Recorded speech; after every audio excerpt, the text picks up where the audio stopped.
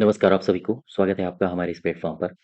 आज हम लोग उत्तर प्रदेश स्पेशल में उत्तर प्रदेश का पंचायती राज और उत्तर प्रदेश के प्रशासन से संबंधित कुछ एमसीक्यूज़ देखेंगे और ये इसका भाग 1 है। और इसकी अगर आपको पीडीएफ चाहिए तो आप हमारे टेलीग्राम चैनल से जुड़ सकते हो, वहाँ से आप पीडीएफ डाउनलोड कर लीजिएगा। साथ ही साथ चैनल को सब्सक्राइब करिए, वीडियो को शेयर करिए। तो चलिए शुरू करते हैं हम लोग। क्वेश्चन नंबर पहला दिया है, पंचायतों के समस्त चुनावों का संचालन ये कौन करता है? तो समस्त चुनावों के संचालन के लिए कौन आएगा? पंचायतों का चुनाव करवाना है। अब एक बात समझो, एक निर्वाचन आयोग होता है, ठीक है? निर्वाचन आयोग। ये जो निर्वाचन आयोग है, ये राज्य का भी होता है निर्वाचन आयोग और केंद्र का भी होता है। जो राज्य का निर्वाचन आयोग है, उसके बारे में प्रावधान पंचायती राज व्यवस्था में दिया गया है। अच्छा, ये जो निर्वाचन आयोग है, अगर हम केंद्र की बात करें और इधर हम बात करेंगे राज्य की, जो केंद्र का निर्वाचन आयोग होता है, वो किसका किसका चुनाव करवाएगा? वो करवाता है लोकसभा का, राज्यसभा का, ठीक है? वो करवाता है राज्य में विधानमंडल का, विधानमंडल बोले तो विधानसभा और विधान परिषद का। साथ ही साथ ये और किनका चुनाव करवाने की क्षमता रखता है या और किनकी जिम्मेदारी है इसके पास? राष्ट्रपति का चुनाव, ठीक है? उपराष्ट्रपति का चुनाव करवाना। इन सब की चुनाव ये केंद्र का जो निर्वाचन आयोग है वो करवाएगा। और जो राज्य का निर्वाचन आयोग है जिसका उल्लेख आर्टिकल 243 के के में है, वो क्या करता है? वो पंचायती राज का चुनाव करवाता है, ठीक है? और साथ ही साथ नगर पालिका का चुनाव करवाता है, ठीक है? तो ऐसी स्थिति में पंचायतों के समस्त चुनावों का संचालन कौन करेगा? समस्त चुनावों का संचालन करता है, पंचायती राज की बोल रहा है, पंचायतों के करेगा राज्य निर्वाचन आयोग, ठीक है? अब जरा राज्य निर्वाचन आयोग की स्थिति देखो। एक संविधान में एक आर्टिकल है 243 का ए, ठीक? इस 243 के में वर्णन दिया गया है राज्य निर्वाचन आयोग का। बात समझना, राज्य निर्वाचन आयोग का यहाँ पर हमें वर्णन मिलता है। इसका काम क्या है? इसका काम है पंचायतों के चुनाव करवाना, पंचायतों के चुनाव करवाना, ठीक है? साथ ही साथ नगर पालिकाओं के भी चुनाव करवाना इसकी जिम्मेदारी होती है। क्या केवल चुनाव करवाना ही इसकी जिम्मेदारी है? नहीं। जैसे मतदाता सूची तैयार करना, सूची तैयार करना इसकी जिम्मेदारी होती है, या चुनावों का संचालन करना, चुनावों का संचालन करना, ठीक है? ये सारी की सारी जिम्मेदारियां किसके पास हैं? ये सारी जिम्मेदारियां हैं, हाँ, राज्य निर्वाचन आयोग यानी कि आर्टिकल 243 का के पास। और एक बात समझो, एक आर्टिकल है, आपने पढ़ा भी होगा, 243 का ओ, या हम कहें 243 का अड़ा, भी कई कई जगह हिंदी में अगर आप देखोगे तो 243 का अड़ा लिखा मिलेगा आपको। ये आर्टिकल क्या कहता है? याद रखिएगा इसको। ये कहता है कि जो चुनावी मामले होते हैं पंचायतों के, या हम कहें चुनावी मामले, चुनावी मामलों में न्यायालय हस्तक्षेप, न्यायालय हस्तक्षेप नहीं कर सकती, ठीक है? ये पंचायती राज के चुनावी मामले हैं। तो ये जो आर्टिकल 243 का ओ है, ये पंचायती राज से संबंधित है, भाग 9 में है। तो ये आर्टिकल क्या कहता है? ये कहता है कि जो भी न्यायालय है, न्यायालय पंचायती राज के तो चुनावों के मामले में दखलंदाजी बिल्कुल नहीं देंगी, हस्तक्षेप नहीं करेंगी। तो ये आर्टिकल याद रखो, आपसे पूछा जा सकता है, ठीक है? क्वेश्चन नंबर पहले में आओ। कह रहा है पंचायतों के समस्त चुनावों का संचालन कौन करता है? तो मैंने अभी आपको बताया है, जो पंचायतों के चुनाव होते हैं, चुनावों का संचालन कौन करता है? यही करता है राज्य निर्वाचन आयोग, ठीक है? तो इसका जो सही उत्तर हो जाएगा वो हो जाएगा तीसरा। नेक्स्ट देखो, क्वेश्चन नंबर दूसरा। पंचायती राज पर अशोक मेहता समिति का प्रतिवेदन आया, और प्रतिवेदन की प्रमुख सिफारिशें, इन सिफारिशों के संदर्भ में कौन से कथन सही हैं? ये पूछ रहा है आपसे। पंचायती राज में 3 स्तरीय व्यवस्था के स्थान पर द्विस्तरीय व्यवस्था होनी चाहिए, ये अशोक मेहता जी का डायलॉग है, बिल्कुल सही है, ठीक है? अशोक मेहता साहब ने 2 स्तर की बात की थी। राज्य स्तर के नीचे पर्यवेक्षण हेतु खंड को विकेंद्रीकरण का प्रथम बिंदु माना जाना चाहिए, ये गलत है। खंड को विकेंद्रीकरण का पहला बिंदु नहीं, जबकि इन्होंने जो अशोक मेहता के अनुसार जिला परिषद को विकेंद्रीकरण का इन्होंने पहला बिंदु माना था। तो यहाँ पर पहला केवल सही होगा और दूसरा गलत हो जाएगा, ठीक है? एक बात समझो आप, अशोक मेहता से और बलवंत राय मेहता से सबसे पहले जो समिति आई थी वो थी बलवंत राय मेहता, ठीक है? बलवंत राय मेहता साहब ने क्या कहा, और इसके बाद एक समिति आई अशोक मेहता। अशोक मेहता समिति ने क्या कहा? दरअसल बलवंत राय मेहता साहब ने एक पिरामिड संरचना समझाई और इन्होंने कहा था कि जो पंचायतें हैं उनको 3 भागों में आप बाँटिए, यानी 3 स्तर उनको दीजिए। सबसे ऊपर कौन-सा होगा? सबसे ऊपर होगा जिला स्तर, यानी कि जिला पंचायत यहाँ पर होनी चाहिए, जिला पंचायत। और ये जो मध्यवर्ती स्तर है, इसमें पंचायत समिति होनी चाहिए, पंचायत समिति। और ये जो निचला स्तर है, इसमें होना चाहिए ग्राम पंचायत, ठीक है? अशोक मेहता समिति को जब चार्जभार दिया गया, सत्ता परिवर्तन हुआ था 1977 में, जब जनता दल की सरकार आई थी जो, तो जनता दल सरकार ने अशोक मेहता साहब की अध्यक्षता में एक समिति का गठन किया। अशोक मेहता से पूछा गया कि भाई बताइए आप आपके अनुसार क्या होना चाहिए? क्या त्रिस्तरीय होना चाहिए? 3 स्तर होने चाहिए पंचायत के? तो इन्होंने कहा था कि नहीं, 3 स्तर नहीं होने चाहिए। ये जो बलवंत राय मेहता साहब बता रहे हैं, बलवंत राय मेहता साहब थोड़ी-सी त्रुटि कर रहे हैं। मेरे अनुसार 2 स्तर ही होने चाहिए पंचायत के। सबसे ऊपर जिला पंचायत या गए, जिला परिषद होनी चाहिए और इसके बाद ये जो निचला स्तर है, बलवंत राय मेहता साहब के अनुसार पंचायत समिति और ग्राम पंचायत थी, जबकि अशोक मेहता ने सिफारिश की थी कि इन दोनों समितियों को समाप्त कर दिया जाए, समाप्त कर दिया जाए। तो समाप्त करके फिर क्या बनेगा? इन्होंने कहा था इन दोनों को जब आप समाप्त करोगे, तो अशोक मेहता साहब ने कहा कि फिर एक नई पंचायत का स्तर गठित होगा, जिसे इन्होंने कहा था मंडल पंचायत, मंडल पंचायत, ठीक है? तो अशोक मेहता के अनुसार कौन-कौन से थे? एक तो था जिला परिषद, दूसरा था मंडल पंचायत। लेकिन अशोक मेहता ने मंडल पंचायत में एक टर्म्स कंडीशंस डाल दी। क्या? इन्होंने कहा कि 15,000 से 20,000 आबादी वाले गांवों के समूहों में ही केवल मंडल पंचायत का गठन होगा। तो यहाँ से आप ये बातें याद रखो। बलवंत राय मेहता साहब के अनुसार 3 स्तर थे और कौन से 2 स्तर को समाप्त करके मंडल पंचायत की सिफारिश अशोक मेहता साहब ने की थी? तो आंसर होगा पंचायत समिति और ग्राम पंचायत, ठीक है? इसके बाद अशोक मेहता साहब ने और कई सारी सिफारिशें दी। ये जो जिला परिषद है, अशोक मेहता साहब ने जिला परिषद के संबंध में कई सारी बातें कही। जिला परिषद, ठीक है? अशोक मेहता साहब ने कहा था कि राज्य स्तर के नीचे, ये जो लिखा है राज्य स्तर के नीचे पर्यवेक्षण के लिए खंड को विकेंद्रीकरण का पहला बिंदु होना चाहिए। ये खंड गलत है, यहाँ खंड नहीं होगा। राज्य स्तर के नीचे लोक निरीक्षण के लिए जिला परिषद को विकेंद्रीकरण का पहला बिंदु होना चाहिए। किसे? जिला परिषद को, ठीक है? खंड को नहीं। अच्छा, जिला परिषद से इन्होंने एक बात और कही थी अशोक मेहता ने।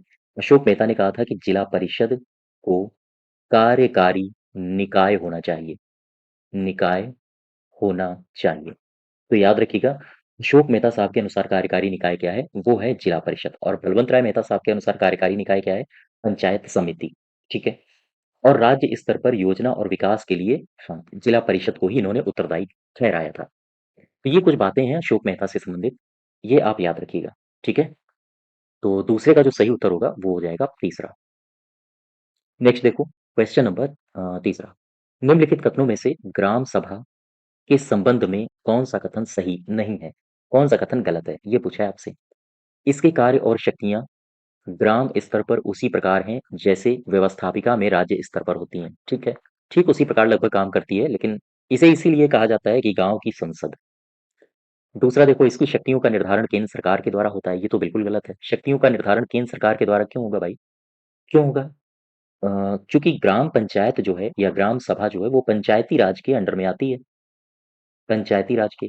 और पंचायती राज है राज्य सूची का विषय, और राज्य सूची पर किसी प्रकार से फेरबदल करना, कानून बनाना या उसमें किसी प्रकार का संशोधन करना, ये सब राज्य सरकार करेगा, ठीक है? अब राज्य सरकार जब करेगा तो फिर ये जो कथन गलत हो गया, इसकी शक्तियों का निर्धारण केंद्र सरकार करता है, ये गलत है। नेक्स्ट देखो, यह एक ग्राम स्तर की सभा है जिसमें पंचायत के क्षेत्र के सभी पंजीकृत मतदाता शामिल होते हैं। तो ये भी सही है, ये भी सही है। आपसे पूछा क्या है? आपसे पूछा है कौन सा गलत है, तो हमारा सही उत्तर हो जाएगा बी, ठीक है? नेक्स्ट देखो, इसमें ग्राम सभा से संबंधित कुछ बातें हैं जो आपको पता होनी चाहिए। क्या है ग्राम सभा से संबंधित? आओ जरा देख लेते हैं। जो ग्राम सभा है, ग्राम सभा, ग्राम सभा है क्या? कौन कौन शामिल होता है? दरअसल ग्राम स्तर के पंचायत क्षेत्र के जो निर्वाचित नामावली में पंजीकृत लोग होते हैं वो इसमें शामिल होते हैं। गांव में जो निर्वाचक नामावली होगी उसमें जो लोग पंजीकृत होते हैं वही शामिल होते हैं ग्राम सभा में। अब जरा एक बात समझो, ये जो ग्राम सभा है हमें इसका वर्णन कहाँ मिलता है? मैं इसको आपको कई बार बता चुका हूँ और लगातार बताता रहूँगा, क्योंकि यहाँ से क्वेश्चन पूछे जाने की संभावना अच्छी खासी बनती है, ठीक है? आपके ग्राम पंचायत अधिकारी में भी बनती है, जो एग्ज़ाम होने वाला है। ग्राम सभा का वर्णन हमें कहाँ-कहाँ मिलता है? क्या इसका वर्णन हमें संविधान में मिलता है? बताइए।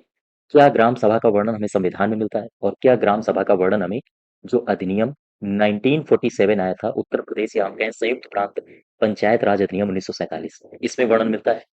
तो देखो, ग्राम सभा का वर्णन अगर संविधान में है तो कहाँ पर है? एक आर्टिकल याद रखो, 243 का ए फॉर असेंबली। यहाँ पर इस आर्टिकल के तहत ग्राम सभा का गठन की बात की गई है, ठीक है? और अधिनियम 1947 में इसमें ग्राम सभा की परिभाषा कहाँ पर दी गई है? परिभाषा दी गई है धारा 2 के जी में। याद रखिएगा, ये क्वेश्चन आपसे पूछा जा सकता है कि संयुक्त प्रांत पंचायत राज अधिनियम की कौन सी धारा है जिसमें ग्राम सभा की परिभाषा का वर्णन है? आंसर होगा 2 का जी, ठीक है? और ग्राम सभा की स्थापना और गठन के बारे में कहाँ वर्णन है? ग्राम सभा की स्थापना स्थापना और गठन, इसके बारे में हमें कहाँ वर्णन मिलता है? इसी अधिनियम की मैं बात कर रहा हूँ। तो एक धारा याद रखो, धारा है 3, ठीक है? धारा 3 में ग्राम सभा की स्थापना और उसके गठन के बारे में हमें जानकारी मिलती है। तो एक धारा आप और याद रखो इसी अधिनियम की, वो कौन सी धारा है? धारा है 11। इसमें क्या है? इसमें है ग्राम सभा की बैठकें और रखते, ठीक है? ये 3 धाराएँ हैं जो आपको एकदम रटी होनी चाहिए ग्राम सभा से। ग्राम सभा की परिभाषा कहाँ पर है? ग्राम सभा की स्थापना कहाँ पर है? किस धारा में? और ग्राम सभा की बैठकें और कृत्य कहाँ पर हैं? ठीक है? नेक्स्ट देखो, उच्च न्यायालय के न्यायाधीश कितने वर्ष तक अपने पद पर बने रह सकते हैं? तो याद रखिएगा, उच्च न्यायालय के जो न्यायाधीश हैं, वो मैक्सिमम 62 साल तक अपने पद पर बने रह सकते हैं। 1963 से पहले तक की ये स्थिति थी। ये 1963 के बाद की स्थिति है, सॉरी। 1963 से पहले क्या था? 1963 से पहले ये था कि कोई भी उच्च न्यायालय के न्यायाधीश अपने पद पर 60 साल तक रह सकते हैं। फिर इसके बाद 1963 में एक परिवर्तन आता है। परिवर्तन क्या हुआ? हमारे संविधान में परिवर्तन किया गया। एक अमेंडमेंट लेकर आया गया। 15वां संविधान संशोधन अधिनियम। संशोधन अधिनियम, ठीक है? ये कब आया? 15वां कब आया था? 1963 में ही आएगा, चूंकि 63 से पहले स्थिति है। 1963 में आया 15वां संविधान संशोधन, और इसमें एक परिवर्तन किया गया। परिवर्तन क्या हुआ कि जो उच्च न्यायालय के न्यायाधीश हैं, उनकी उम्र बढ़ाई जाए। 60 वर्ष होती थी, उसे बढ़ा के कर दिया गया 62 साल। यानी कि 1963 से फिर जो न्यायाधीश थे उच्च न्यायालय के, वो पहले 60 वर्ष में रिटायर हो रहे थे, अब वो 62 वर्ष में रिटायर होंगे। ठीक है? तो इसका जो सही उत्तर हो जाएगा, वो हो जाएगा 62 वर्ष। क्लियर बात? नेक्स्ट देखो, उत्तर प्रदेश राज्य मानवाधिकार आयोग का गठन कब किया गया? उत्तर प्रदेश राज्य मानवाधिकार आयोग का गठन कब किया गया? अ, हाँ, इसमें देखो, दरअसल एक केंद्रीय स्तर पर एक अधिनियम आया था। अधिनियम 1993 में, 1993 में एक अधिनियम आया था, जिसे कहा जाता है मानवाधिकार। एक मिनट में इरेज कर देता हूँ इसको। जिसे कहा जाता है मानवाधिकार संरक्षण अधिनियम। मानवाधिकार संरक्षण अधिनियम, ठीक है? ये कब आया था? ये अधिनियम 1993 में। इस अधिनियम में इसी अधिनियम के द्वारा उत्तर प्रदेश में भी राज्य मानवाधिकार आयोग का गठन किया गया। और इस अधिनियम की धारा थी धारा 21, और 21 धारा के तहत उत्तर प्रदेश में, इसी अधिनियम के तहत यूपी में राज्य मानवाधिकार आयोग का गठन किया गया। आयोग का गठन किया गया, ठीक है? उत्तर प्रदेश में राज्य मानवाधिकार आयोग की जो स्थापना हुई थी, वो स्थापना कब हुई थी? ये आपसे पूछा जा सकता है। वो स्थापना हुई थी, याद रखिएगा, 4 अप्रैल 1996 को, ठीक है? 4 अप्रैल 1996 को स्थापना हुई, लेकिन वास्तविक रूप से ये अस्तित्व में आया था औपचारिक रूप से सन 2002 में।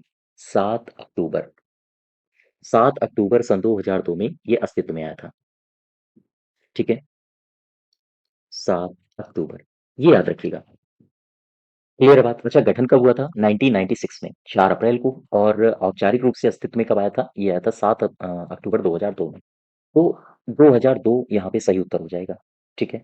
अब जरा उत्तर प्रदेश के जो मानवाधिकार आयोग हैं, उनके अध्यक्ष कौन-कौन बने हैं? ये आपके एग्जाम में सवाल पूछा जा सकता है। तो आप केवल 2 ही याद रखो। इसके उत्तर प्रदेश में राज्य जो मानवाधिकार आयोग था, उसके पहले अध्यक्ष कौन थे और उसके वर्तमान में अध्यक्ष कौन है? ठीक है, ये 2 बातें याद रखो। पहले इसके जो अध्यक्ष थे, इनका नाम है एपी मिश्रा, एपी मिश्रा। और कार्यवाहक अध्यक्ष वी सरन भी बने थे, वी सरन। इसके बाद जो वर्तमान इसके अध्यक्ष हैं, इनका नाम याद रखो, इनका नाम है बालकृष्ण, बालकृष्ण नारायण। ठीक है? तो ये दोनों बातें याद रखो, चूंकि यूपी से संबंधित है तो आपके एग्जाम में पूछी जा सकती हैं। ठीक है, फिर से समझ लो। उत्तर प्रदेश राज्य मानवाधिकार आयोग का गठन कब हुआ था? अधिनियम 1993 के तहत राज्य मानवाधिकार आयोग बना, अधिनियम बना 1993 में। और इसी अधिनियम के तहत उत्तर प्रदेश में राज्य मानवाधिकार आयोग का गठन हुआ था। धारा थी धारा 21। ठीक है, लेकिन वो सब इतना अंदर तक नहीं जाएगा। हाँ, बस इतना याद रखिएगा, उत्तर प्रदेश में राज्य मानवाधिकार आयोग का गठन 1996 में हुआ था और इसे औपचारिक रूप से सन 2002 में स्थापित किया गया। साथ ही साथ इसके जो पहले अध्यक्ष हैं वो हैं एपी मिश्रा साहब और वर्तमान में हैं बालकृष्ण नरवणे। क्लियर है बात? अब नेक्स्ट देखो। ग्राम पंचायत का सदस्य या प्रधान चुने जाने के लिए न्यूनतम आयु कितनी निर्धारित की गई है? न्यूनतम आयु कितनी निर्धारित की गई है? आपको मैंने बताया था इससे पहले 21 साल। ठीक है, जो न्यूनतम आयु है वो 21 साल निर्धारित की गई है। ठीक है। अ, आपको उम्र पता होनी चाहिए, यदि जैसे आप पॉलिटी का जो रिवीजन करते हो तो उसमें प्रधानमंत्री की उम्र क्या होती है, राष्ट्रपति की क्या होती है, उपराष्ट्रपति की क्या होती है। एक क्विक रिवीजन मारो जरा। प्रधानमंत्री की उम्र क्या होती है? अगर वो लोकसभा से है तो 25 वर्ष, राज्यसभा से है तो 30 वर्ष। राज्यसभा में जाने के लिए 30 वर्ष होनी चाहिए, लोकसभा में जाने के लिए 25 वर्ष होनी चाहिए, विधानसभा में जाने के लिए 25 वर्ष, विधान परिषद में जाने के लिए 30 वर्ष। राष्ट्रपति बनना है 35 वर्ष, उपराष्ट्रपति बनना है 35 वर्ष। ठीक है, राज्यपाल बनना है तो 35 वर्ष। तो कुछ उम्र है जो आपको एज इट इज रटी होनी चाहिए। पंचायती राज में कोई भी पद आपको प्राप्त करना है 21 साल। ठीक है। हाँ, अब जरा देखो, प्रधान की बात हो रही है यहाँ पे। तो प्रधान से आप दो धाराएं याद रखो। प्रधान से संबंधित आपको धाराएं याद रखनी हैं अधिनियम 1947 के तहत। कौन सी दो धाराएं हैं? ये पूछी जा सकती हैं आपसे संबंधित आपके एग्जाम में। तो याद रखिएगा, अधिनियम 1941, सॉरी 1947 जो ये है, ये कौन सा अधिनियम है? संयुक्त प्रांत पंचायती राज अधिनियम। ठीक है, उसकी एक धारा है धारा 11 का खा। इस धारा में क्या है? और एक धारा याद रखो, धारा 11 का खा। ये दोनों धाराएं पंचायत प्रधान से संबंधित हैं, इसलिए याद रखो। 11 का ए या 11 का क्या कहता है? ये कहता है ग्राम पंचायत, ग्राम पंचायत का एक प्रधान होगा। ठीक है, ग्राम पंचायत का एक प्रधान होगा जो इसका अध्यक्ष होगा, जो इसका क्या होगा? ये होगा अध्यक्ष। ठीक। अब आ जाओ धारा 11 का खा में क्या कहता है? 11 का जो खा है वो कहता है प्रधानों का निर्वाचन। ठीक है, तो प्रधानों के निर्वाचन के बारे में कहाँ प्रावधान दिया गया है? वो है धारा 11 के खा में। और प्रधान होना चाहिए जो ग्राम पंचायत का अध्यक्ष होगा, उसके बारे में कहाँ प्रावधान है? 11 का का में।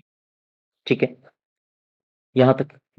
तो इसका जो सही उत्तर होगा छठे का, वो हो जाएगा हाँ, बी।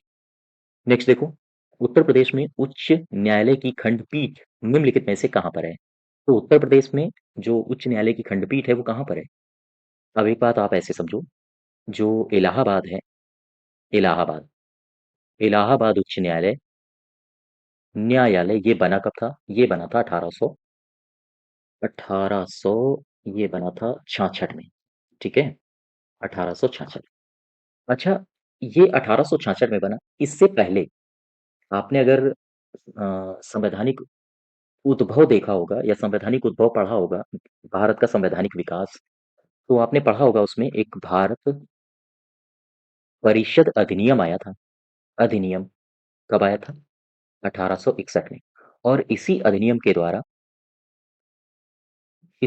के द्वारा ये जो क्षेत्र है, ये वाला एरिया यानी कि पूर्वी भारत, यहाँ पर है बंगाल प्रेसिडेंसी थी। और ये जो दक्षिण वाला एरिया है, आज जिसे आप तमिलनाडु कहते हो, ये तमिलनाडु हो गया, ये केरल हो गया, है ना? तो ये जो दक्षिण वाला एरिया था, ये मद्रास था। और ये जो पूर्वी एरिया था, ये जो गुजरात वाला एरिया है, ये वाला पूरा का पूरा क्षेत्र जो गुजरात और महाराष्ट्र का मिला के जिसे बम्बई कहा जाता था। ठीक है, भारत परिषद अधिनियम 1861 के तहत बंगाल, मद्रास और बंबई में सबसे पहले हाई कोर्ट की स्थापना की गई। याद रखिएगा, बंगाल, मद्रास और बंबई में सबसे पहले हाई कोर्ट्स की स्थापना की गई। इसके बाद फिर इलाहाबाद हाई कोर्ट बनता है, यानी कि देश का चौथा हाई कोर्ट बना था इलाहाबाद हाई कोर्ट। ठीक है, क्लियर बात। तो याद रखिएगा, वर्तमान में इसके चीफ जस्टिस ऑफ इंडिया कौन है, क्या आप मुझे बताओगे? इलाहाबाद हाई कोर्ट के, इलाहाबाद हाई कोर्ट के, सॉरी, क्या बोलेंगे इनको, मुख्य न्यायाधीश, हाँ, मुख्य न्यायाधीश कौन है? बताइए इसका कमेंट बॉक्स में मुझे आंसर। अब जरा एक बात और समझो, ये जो इलाहाबाद हाई कोर्ट की स्थापना हुई, ठीक, इसके बाद 1925 से पहले एक कंडीशन थी। 1925 में जो उत्तर प्रदेश की स्थिति ये थी कि उत्तर प्रदेश में अवध न्यायिक आयुक्त का न्यायालय स्थापित था। 1925 तक ये स्थापित रहा। इसके बाद 1925 के बाद इसे समाप्त कर दिया गया और स्थापित हुआ अवध मुख्य न्यायालय। ठीक है, अवध मुख्य न्यायालय की स्थापना होती है नवंबर 1925 में। तो ये स्थापना कहाँ हुई थी? ये स्थापना हुई थी लखनऊ में। ठीक है, तो हमारा सही उत्तर क्या होगा? उच्च न्यायालय की खंडपीठ निम्नलिखित में से कहाँ पर अवस्थित है? ये है लखनऊ में। तो उत्तर प्रदेश से कौन कौन सी बातें संबंधित हैं, आपको वो याद रखनी है। उत्तर प्रदेश में इलाहाबाद उच्च न्यायालय कहाँ बना था? इलाहाबाद उच्च न्यायालय कब बना था? 1866 में। किस अधिनियम के तहत? तीन हाई कोर्ट्स की स्थापना हुई थी, बंगाल, मद्रास और बंबई में। तो ये अधिनियम है 1861। ठीक है, फिर अवध में यानी लखनऊ में अवध मुख्य न्यायालय, ये अवध मुख्य न्यायालय की स्थापना, हाँ, कब हुई थी? 1925 में। ठीक है, हाँ, तो सातवें का सही उत्तर हो जाएगा लखनऊ। नेक्स्ट देखो, क्वेश्चन नंबर 8वां। उत्तर प्रदेश लोक सेवा ट्रिब्यूनल की स्थापना कब हुई? स्थापना की गई थी, कब हुई? ठीक है, उत्तर प्रदेश लोक सेवा ट्रिब्यूनल, इसको आप याद रखो। उत्तर प्रदेश लोक सेवा ट्रिब्यूनल, या हम कहें लोक सेवा, हिंदी में कहें तो अधिकरण। ठीक है, इसकी स्थापना कब हुई? उत्तर प्रदेश लोक सेवा अधिकरण अधिनियम याद रखिएगा, अगर पूछा जाए, अधिनियम आया था 1976 में। ठीक है, लेकिन अगर आपसे यही क्वेश्चन पूछ दे, देखो ये क्वेश्चन पूछा जा चुका है इसलिए आप कंफ्यूज बिल्कुल नहीं होना। ठीक है, अगर आपसे पूछे उत्तर प्रदेश लोक सेवा अधिनियम कब बना था, तो आंसर होगा 1976। क्वेश्चन अब मैं बदल रहा हूं, अगर आपसे ये पूछ ले, क्या उत्तर प्रदेश लोक सेवा अधिकरण, अ, क्या मैं लिख रहा हूँ, एक मिनट रुको, उत्तर प्रदेश लोक सेवा अधिकरण अधिकरण की स्थापना कब हुई? की स्थापना कब हुई? तो आप बताओगे 24 नवंबर 1975। फिर से समझो, उत्तर प्रदेश लोक सेवा अधिकरण अधिनियम यानी कि उत्तर प्रदेश लोक सेवा ट्रिब्यूनल अधिनियम की स्थापना कब हुई थी? ये ट्रिब्यूनल अधिनियम कब बना था? ये बना था 1976 में। ठीक है, वहीं अगर हम आपसे पूछें कि उत्तर प्रदेश लोक सेवा अधिकरण की स्थापना कब हुई थी, तो 1975 में। इसके बाद फिर अध्यादेश जारी करके इसको अधिनियम का दर्जा दे दिया गया था। तो आंसर होगा, यानी कि अगर स्थापना पूछे तो आंसर होगा 1975, इसका सही उत्तर होगा 1975। ठीक है, क्योंकि यहाँ पर आपसे अधिनियम नहीं पूछा गया है, यहाँ पर केवल और केवल आपसे पूछा गया है, हाँ, केवल सिंपल सी स्थापना पूछी गई है। ठीक है, तो याद रखिएगा इसको भी।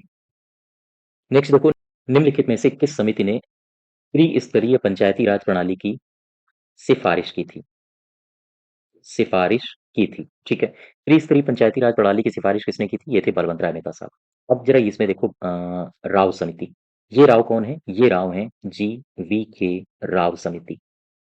ये जो GV के राव समिति है, ये आई थी 1985 में। अच्छा, 1985 में जब ये आई थी तो इसने सिफारिश दी थी कि 4 स्तरीय पंचायती राज का गठन किया जाए। 4 स्तरीय पंचायती राज का गठन होना चाहिए। कौन कौन से स्तर थे, इनसे पूछा गया तो इन्होंने कहा कि जो राज्य स्तर है, राज्य स्तर में राज्य विकास परिषद का गठन करें, या परिषद का गठन किया जाना चाहिए। फिर इन्होंने कहा राज्य से नीचे मंडल स्तर पर मंडल पंचायत का गठन किया जाना चाहिए। ठीक है, फिर इन्होंने कहा जिला स्तर पर जिला परिषद का गठन किया जाना चाहिए। और इन्होंने कहा ग्राम स्तर पर गांव सभा का गठन किया जाना चाहिए। GV के राव एक ऐसी समिति थी जिसने पंचायतों की तुलना बिना जड़ वाली घास से किया था, घास से की थी। इन्होंने जब पंचायतों के बारे में जब ये अध्ययन कर रहे थे, उसके बारे में जाँच-पड़ताल कर रहे थे, तो इन्होंने पंचायतों में देखा कि दफ्तरशाही बहुत ज़्यादा है और उस वजह से जो पंचायतें हैं, उनकी स्थिति दिन-प्रतिदिन खोखली होती जा रही है। तो ऐसी स्थिति में इन्होंने बिना जड़ वाली घास से तुलना पंचायतों से कर दी थी। अच्छा, इसके बाद एक समिति है, ये लिखा है एलन सिंघवी समिति, ठीक है? लक्ष्मीमल सिंघवी समिति। आओ इसके बारे में जान लें। ये है सिंघवी समिति। सिंघवी समिति कब आई थी? 1986 1986 में।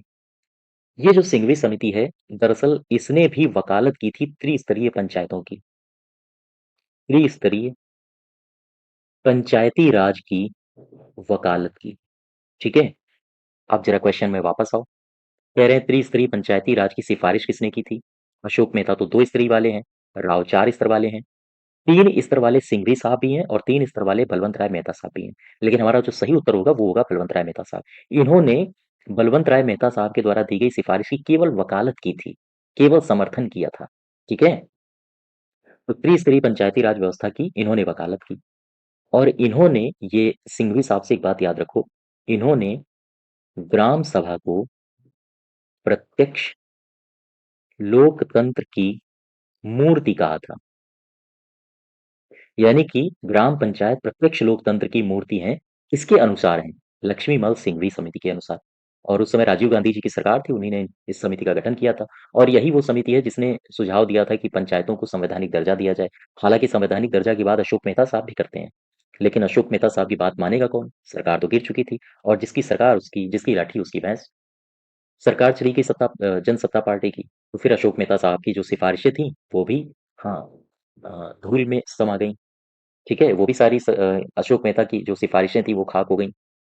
तो अशोक मेहता साहब से संबंधित एक बात याद रखो, 2 स्तरीय पंचायती राज व्यवस्था की सिफारिश किसने की थी? अशोक मेहता। और अशोक मेहता ने कहा था कि जो पंचायतें हैं, पंचायतों के प्रत्येक स्तर पर जो चुनाव होने चाहिए वो पार्टी आधारित होनी चाहिए। राजनीतिक दलों का प्रत्यक्ष हस्तक्षेप इन्होंने कहा था कि पंचायतों में होना चाहिए, ठीक है? नेक्स्ट देखो, भारत में पंचायती राज व्यवस्था का शिल्पी किसे कहा जाता है? याद रखिएगा, आपसे अगर पूछा जाए कि पंचायती राज का शिल्पी किसे कहा जाता है? आपसे अगर पूछा जाए पंचायती राज का वास्तुकार किसे कहा जाता है? आपसे अगर पूछा जाए कि लोकतांत्रिक लोकतांत्रिक विकेंद्रीकरण का पिता या लोकतांत्रिक विकेंद्रीकरण योजना किसने शुरू की थी? सबका आंसर एक ही होगा, बलवंत राय मेहता साहब। सबका एक ही आंसर होगा, बलवंत राय मेहता साहब। कब बने थे बलवंत राय मेहता साहब की अध्यक्षता में एक समिति? 1957 जनवरी में बनी थी और नवंबर में इन्होंने अपनी रिपोर्ट पेश कर दी थी, ठीक है? हाँ, तो याद रखिएगा आंसर हो जाएगा आपका बलवंत राय मेहता साहब, ठीक है? ठीक है, बलवंत राय मेहता। नेक्स्ट देखो 11वां, निम्नलिखित में से कौन पंचायतों की संरचना के बाबत उपबंध करने को अधिकृत है? ये मैंने आपको कई बार क्वेश्चन करा दिया है और ऐसे क्वेश्चंस आपको रट गए होंगे, ठीक है? अगर आप शुरू से हमारे वीडियोस देख रहे हो, जो पंचायती राज से संबंधित क्वेश्चंस हैं, चाहे वो ऑब्जेक्टिव टाइप हो या फिर थ्योरेटिकल टाइप हो, तो ऐसे क्वेश्चंस आपको बिल्कुल रटे होंगे। मैंने क्या बताया था इसमें? पंचायतों से संबंधित उपबंध, उपबंध से आशय है नियम या कानून बनाना। कानून पंचायतों से संबंधित कौन बनाता है? जिसके पास पंचायतों का विषय होगा। पंचायतों का विषय कहाँ पर है? राज्य सूची में। और राज्य सूची किसके अंडर में आती है? राज्य सरकार के। तो ऐसे में कानून इस पर कौन बनाएगा? राज्य सरकार बनाएगी।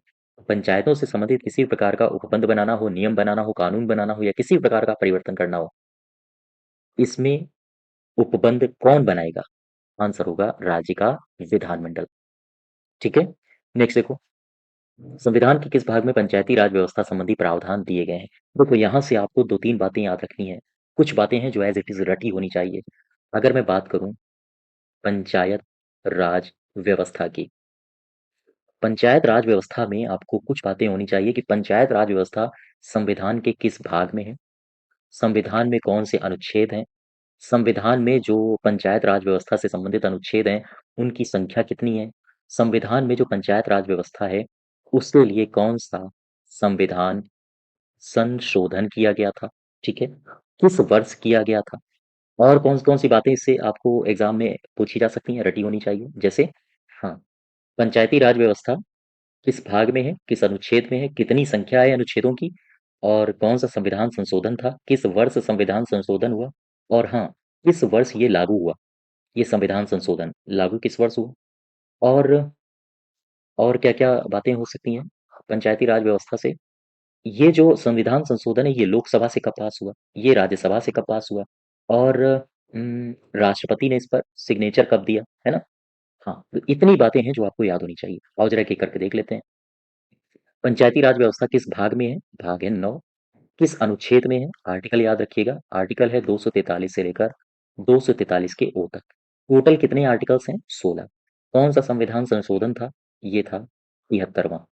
किस वर्ष हुआ? 1992, 1993, 93 में ये कानून बनेगा, ठीक है? और 92 में ये बिल आया था। लागू कब से हुआ है? याद रखिएगा 23 अप्रैल 1993। इसी वजह से 23 अप्रैल को पंचायती राज दिवस मनाया जाता है, ठीक है?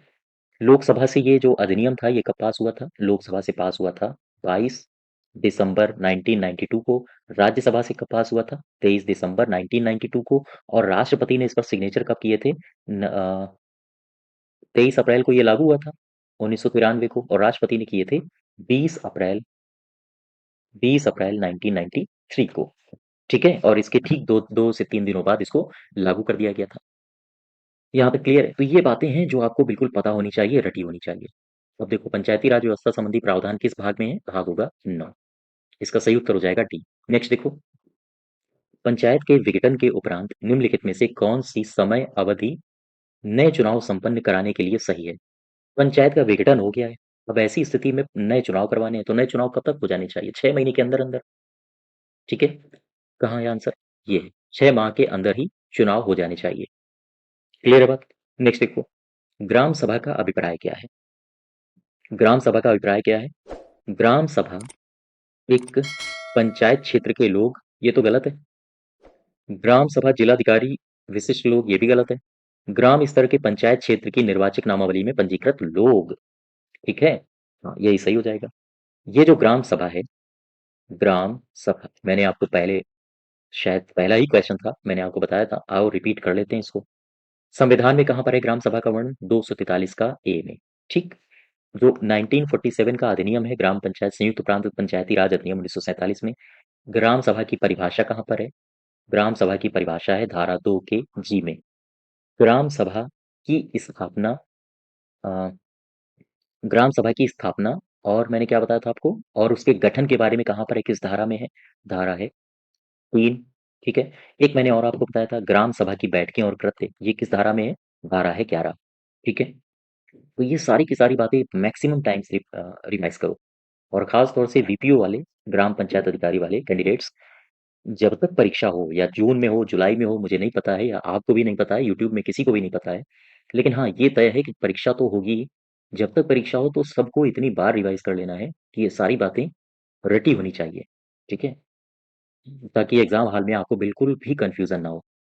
क्वेश्चन देखो, तुरंत आंसर आपको दिखना चाहिए, ठीक है? नेक्स्ट देखो, निम्नलिखित अनुच्छेदों में से कौन-सा एक राज्य सरकार द्वारा ग्राम पंचायतों को संगठित करने के लिए निर्देशित करता है? अ, फिर से पढ़ो ज़रा, क्या कह रहा है?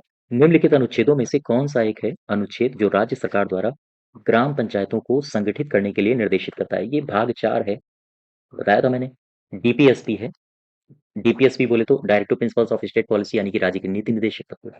राज्य के नीति निर्देशक तत्वों में एक आर्टिकल है, आर्टिकल 40, और इसी 40 में वर्णन मिलता है कि ग्राम पंचायतों का गठन होना चाहिए। इस 40 का विकास कैसे हुआ? अब इसकी चर्चा कर लेते हैं थोड़ी-सी।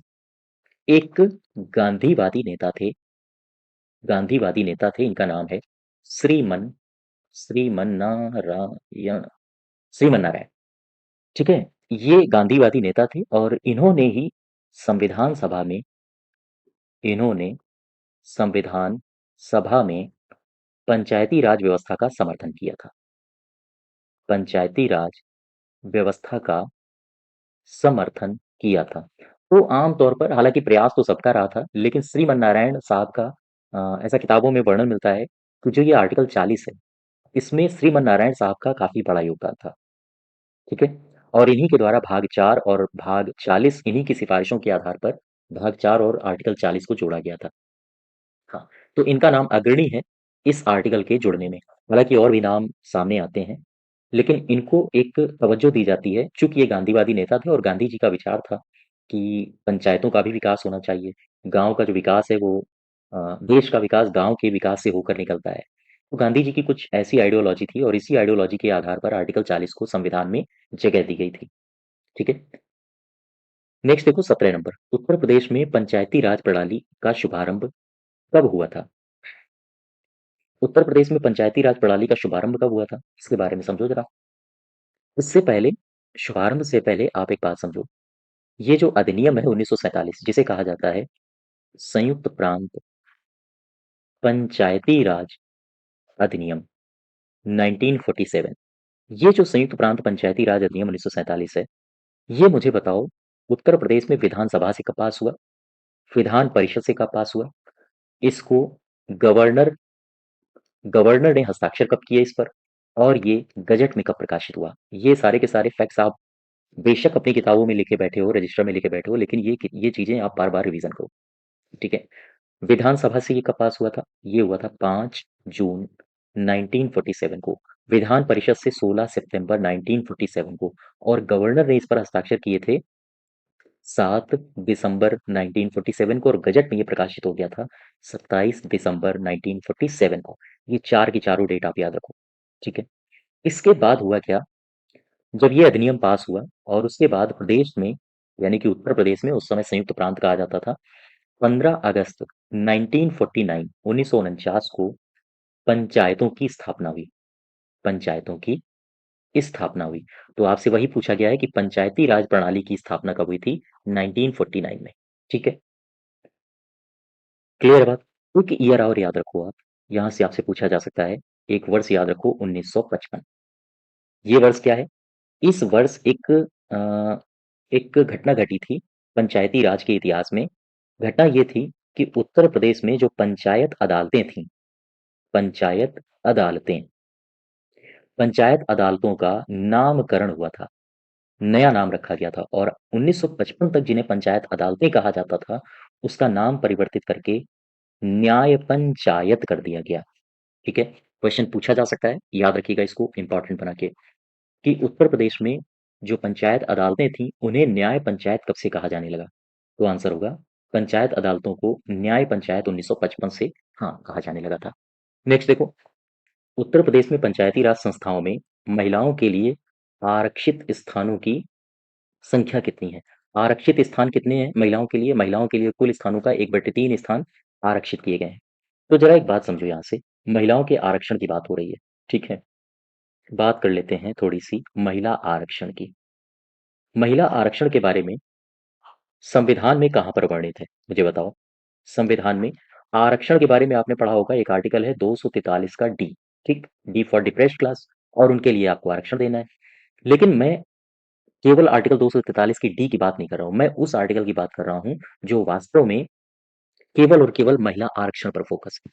तो ये आर्टिकल आप याद रखो, आर्टिकल है 243 क्लॉज डी सब क्लॉज 2, ये आर्टिकल। और इसी आर्टिकल में कहा गया है कि महिलाओं को 1/3 आरक्षण दिया जाए, आरक्षण मिलना चाहिए। ठीक है? इस स्थिति में जरा उत्तर प्रदेश में देखो क्या परिवर्तन हुआ। उत्तर प्रदेश में परिवर्तन ये हुआ कि उत्तर प्रदेश में पंचायत विकास का 5वां चरण चल रहा था, और ये 5वां चरण चला है 1983 1984 से लेकर 1992 1993 तक। ठीक है? इसी के बीच में एक एक साल आता है 1988। उत्तर प्रदेश में एक बदलाव आया 1988 में। ये क्या बदलाव था? दरअसल 1988 में पंचायत राज अधिनियम में अधिनियम में संशोधन किया गया। ठीक है? किया गया। बात याद रखना, 1988 में उत्तर प्रदेश में पंचायती राज अधिनियम में संशोधन किया गया, और इसके बाद कहा गया, संशोधन करके एक प्रावधान डाला गया, और प्रावधान ये था कि ग्राम पंचायतों के सदस्यों के या हम ये कहें, उत्तर प्रदेश में ग्राम पंचायत के सदस्य पदों के लिए 30% महिला प्रतिनिधित्व होना चाहिए।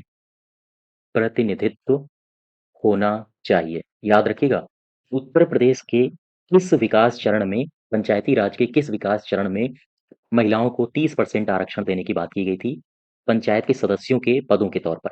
या हम ये कहें कि ग्राम पंचायत के सदस्य पदों पर कितने प्रतिशत महिला प्रतिनिधित्व या महिला प्रतिनिधित्व की बात की गई थी? हाँ, 30%। और कब की गई थी ये बात? ये बात की गई थी 1988 में, ठीक है? या आपसे ये भी पूछ सकता है कि किस पंचायत के विकास चरण की ये बात है या ये घटना है? तो आंसर याद रखिएगा, ये 5वें चरण की बात है, ठीक है?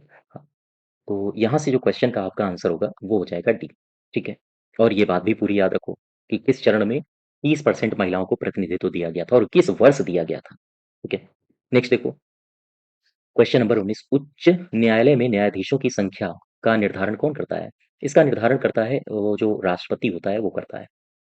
दरअसल हाईकोर्ट के न्यायाधीशों की जो संख्या है वो निश्चित नहीं है और आवश्यकता अनुसार समय-समय पर राष्ट्रपति इनकी संख्या या तो बढ़ा सकता है या फिर घटा सकता है। कुछ भी कर सकता है समय-समय पर, ठीक है?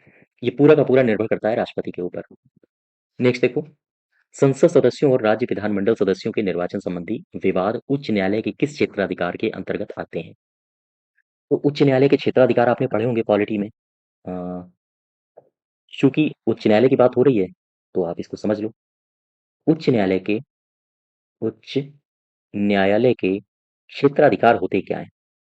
क्षेत्राधिकार। उच्च न्यायालय के कई सारे क्षेत्राधिकार होते हैं, जैसे प्रारंभिक क्षेत्राधिकार, पढ़ा होगा आपने, ठीक है? प्रारंभिक क्षेत्राधिकार, ये प्रारंभिक क्षेत्राधिकार को आप कहते हो मूल क्षेत्राधिकार, कई सारी किताबों में मूल क्षेत्राधिकार लिखा मिलेगा, ठीक है?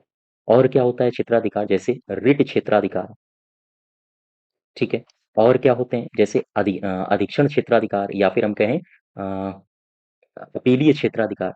तो ये जो क्वेश्चन में जो ये दिया है, संसद सदस्यों और राज्य विधानमंडल सदस्यों के निर्वाचन संबंधी विवाद, ये किस क्षेत्राधिकार में आते हैं? ये आते हैं प्रारंभिक क्षेत्राधिकार में। आंसर हो जाएगा सी, ठीक है? तो ये सारे क्वेश्चंस को करने के लिए आपको पॉलिटी आपने अच्छे से पढ़ी हो, उसके एक-एक जो शब्द होते हैं कि रिट क्षेत्राधिकार में कौन-कौन से टर्म्स कंडीशंस आती हैं, प्रारंभिक क्षेत्राधिकार में और कौन-कौन से कार्य आते हैं, इनकी सबकी अच्छी समझ होनी चाहिए आपकी। नेक्स्ट देखो, उच्च न्यायालय को अभिलेख न्यायालय का दर्जा, ये किस आर्टिकल में दिया गया है? आर्टिकल है, उच्च न्यायालय को अभिलेख न्यायालय का दर्जा दिया गया है 215 आर्टिकल में। आंसर होगा 215 यानी कि सी पार्ट। इलाहाबाद उच्च न्यायालय के पहले मुख्य न्यायाधीश कौन थे? इलाहाबाद उच्च न्यायालय के जो पहले मुख्य न्यायाधीश थे, याद रखिएगा, इलाहाबाद उच्च न्यायालय बना था 1866 में। तो 1866 से लेकर 1871 तक एक शख्स रहा था गद्दी पर, या हम ये कहें कि वो मुख्य न्यायाधीश रहा था, इसका नाम है वाल्टर मार्गन या मोर्गन, ठीक है? तो सर वाल्टर मोर्गन ये रहे थे। इसके बाद ये तो तब रहे थे जब बना था उच्च न्यायालय। अगर हम बात स्वतंत्रता की करें, स्वतंत्रता के बाद इसके न्यायाधीश कौन रहे हैं? सर्वोच्च न्यायाधीश। तो इनका आंसर आप याद रखो, विधु भूषण मलिक।